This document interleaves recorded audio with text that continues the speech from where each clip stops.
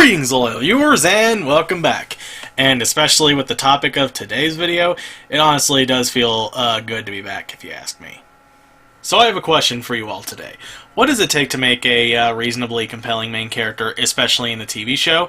Oddly enough, if you were to ask me this question, the answer might not be quite as complicated as you might think it is. Case in point, Luz Noceda from the Owl House. I know it's easy now to joke about how a lot of people continue singing their praises of this show and its characters to a point where you can't escape it, especially on Twitter. And you all probably know at this point that I've certainly done so myself, what with the abundance of fan art I've done of it. But I'm sorry, I really just can't help myself. I don't think I've ever been this invested in a show aimed mainly towards kids to this extent in such a long time, let alone one that's still currently ongoing. Like, yeah, I love Gravity Falls, but I honestly didn't start watching that show until about a year after its finale first aired. Yeah, needless to say, I was late on that train. And like I stated in my review of Season 1 I did a while back, a lot of this is thanks in large part due to its large cast of characters. And in today's video, we're going to be going to analyze what makes Luz work as the main protagonist and break it down to a few simple but important factors near the end of the video. Also, much like with my aforementioned review, there's definitely going to be some notable spoilers for this, especially for Season 2, as I feel it necessary to, in order to analyze what makes Luz an effective main character, if you ask me. You have been warned. With all that being said, let's take a look at Luz as a character, as well as a few others, in order to make this analysis. Let's go ahead and start off with asking the question, who is Luz Noceda? Luz Noceda is a 14-year-old Dominican-American with a kind heart, very outgoing energy, and some really geeky habits to her. Being a human, like me, she can't do magic like everyone else can at the Boiling Isles, thanks in large part to the fact that she doesn't have a magic bile sac attached to her heart, so she eventually learns how to do so by means of drawing glyphs. And man, does she become very proficient at that, especially in Season 2, like, good lord. Despite her good nature, she's demonstrated quite clearly that she knows when to draw the line and not to take shit from everyone, though even this can sometimes get her into a heap of trouble.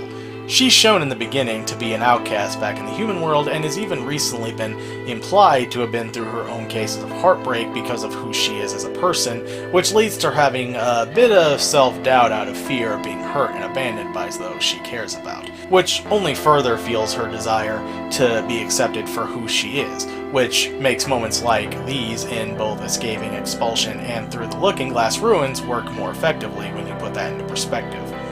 As for her flaws, we've already established that she tends to be in a bit over her head at times, but she's also shown to tackle certain situations without thinking everything through, as has even been outright stated in Hunting Palisman in particular.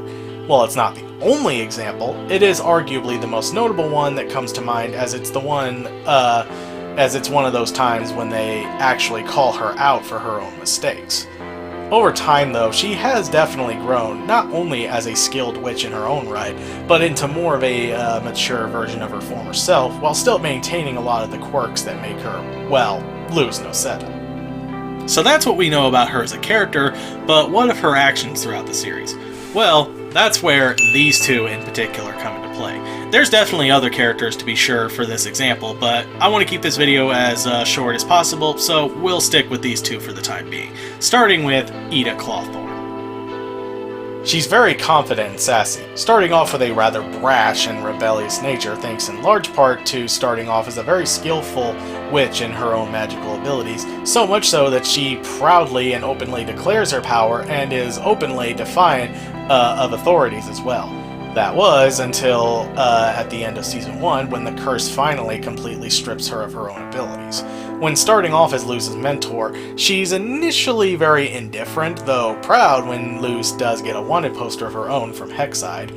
Over time, though, she does develop a very caring side to her, and she's even willing to protect the people that she holds most dear to her, such as when she protects Luz on multiple occasions, and was even willing to give Lilith her ring to take back to the Emperor so that she wouldn't have to go back empty-handed, showing that even during their conflict in Season 1 that she still cares. going from a sarcastic and carefree mentor to a caring mother figure, not even just to Luz, but to King as well, so much so that she's literally moved to tears when King openly declares that he wants to legally be a Clawthorn now. Now, remember what I was talking about earlier about Luz's actions having a certain effect on others? Well, in a notable example in Severed Tides, Ida eases Luz's guilt over recent events, declaring that she is more than happy to have her in her life as, well, I'll just let her say it for me. You helped me find King's Crown when you barely knew me. You saved me from turning to stone, and you even got me talking to my sister again. So, unfortunately for you, my life is pretty great because I'm friends with Luz the human. Next we have Amity. She starts off as quite a bully who looks down on other students, Willow in particular, who are not as skilled and often teases them. Despite her very pompous behavior, Amity clearly displays a sense of honor and integrity to her, as is when she unknowingly cheated in the witches' duel in convention and runs off, deeply ashamed. And when she learns how Luz can't learn magic the same way that she can, only being able to do so by drawing glyphs, she breaks the everlasting oath she casted on Luz earlier in the episode to allow her to continue her training to become a witch, clearly showing that she is deeply empathetic. Over time, we do see her more sensitive side, as is first demonstrated when she happily reads to children in the library and, after surviving a life or death situation in the library in the same episode, she shows a deep amount of gratitude to Luz for letting her borrow her Azora book as a means of apologizing for what happened earlier. She eventually develops a certain fondness for Luz, as is first shown in the first day, when she not only was the first to welcome her on her very first day to Hexside, but also even gave Luz a high five. She also, later in the same episode, questions and even denies things being different now that they attend the same school together. Little did they both know just how much things would change from then on going forward.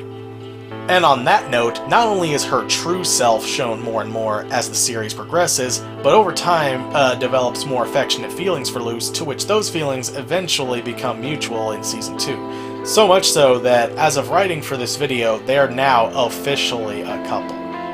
And I think Hootie said it best. They're adorable and deserve all the happiness! What do both of their character developments have in common? Quite simple, really. Neither of them would have changed, at least in the way that they have, had Luz never come into their lives in the first place. And while it hasn't always gone smoothly, it really does go to show what a good-natured soul is really capable of.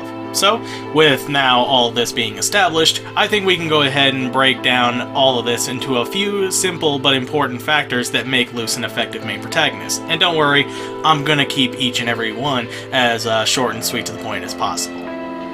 Number 1, being adaptable.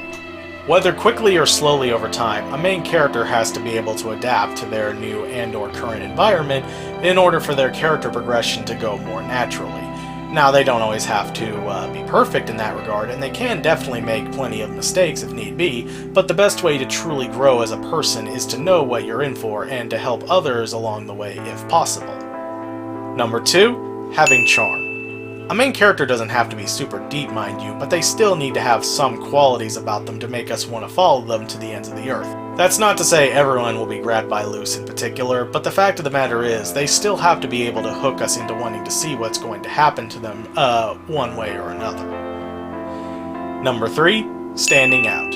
This can vary depending on what we're talking about in particular, but in this instance, I'm referring specifically to a main character being able to stand out on his or her own, especially in a large cast of other interesting characters like this. Like I've said before though, she's not a super complex character, at least when compared to some of the other ones like Amity, but if you were to ask me who the main character was supposed to be in a large cast like this, I'd still proudly answer with Luz Noceda in a heartbeat, even if Amity's still my favorite. And number 4, and probably the most important one in my opinion, inspiring change. On top of making things happen in a story, a main character, for better or for worse, has to be able to bring about a certain degree of change to those closest to them in some shape or form. And in my honest opinion, I think Luz is a great example of someone capable of bringing out the best in a lot of people, and as has been shown quite a few times, especially in this current season, the show very well is aware of this fact. Now don't get me wrong, I know a lot of this at the end of the day is purely subjective. After all, while many like myself see a very fun, compelling, and even inspiring main character in Luz, others might see her as being either a bit too much of a nuisance or just kind of boring. And neither of these opinions I'd say are necessarily wrong. This is just my point of view after all. Now, before we wrap things up, I now must simply ask the question, if Luz is an example of a main character done right, what's an example of a main character like this done poorly? I'm probably going to get a lot of hate for saying this, but for me, an example of the latter would be Danny from Cats Don't Dance. That's not to say he's an awful character or anything. In fact, he does at the very least cross off the whole inspiring change to those around him, most notably Sawyer, as well as maturing a little bit by the end of the movie, but aside from that, there just really isn't much to him, to be honest. And you know how some people tend to criticize Luz for being a bit extra at times, especially in Season 1? Well, Danny, for me, throughout the first half of the movie, is that. There were definitely a few times watching this movie again recently where I rolled my eyes a little bit at his antics. I mean, I get what the movie was trying to do and all that, but I just felt like they could have dialed his eccentricity back a little bit. Though I will admit, his song in the beginning is pretty catchy. Hollywood, where the streets are paved with gold, where the kiddies never grow. In Hollywood. There's probably a few other examples out there that I could list in terms of characters done poorly, or at least main characters, but I think you guys get the idea at this point.